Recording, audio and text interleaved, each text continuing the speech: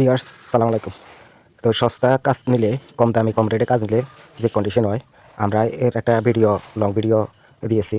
আমরা লং ভিডিওতে সম্পূর্ণ ব্যাখ্যা তুলে ধরেছি। তো সেই ভিডিওতে আপনারা ভালোভাবে দেখবেন এবং লাইক কমেন্ট করবেন।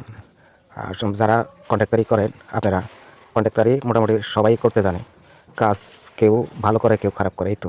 কিন্তু বাড়িওয়ালা যারা, তারাও তো চিন্তা ভাবনা করার দরকার আছে, কাজটা কি আমার কেমন হবে, ভবিষ্যতে কিভাবে আমি ব্যবহার করতে পারবো নাকি পারবো না।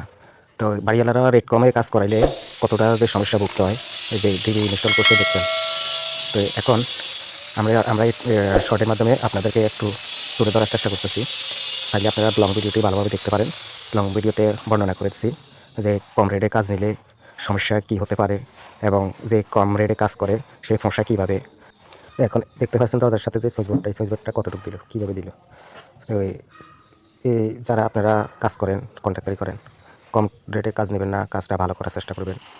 আর সাবস্ক্রাইব করে আমার চ্যানেলে লাইক কমেন্ট করবেন, পাশে থাকবেন। ধন্যবাদ।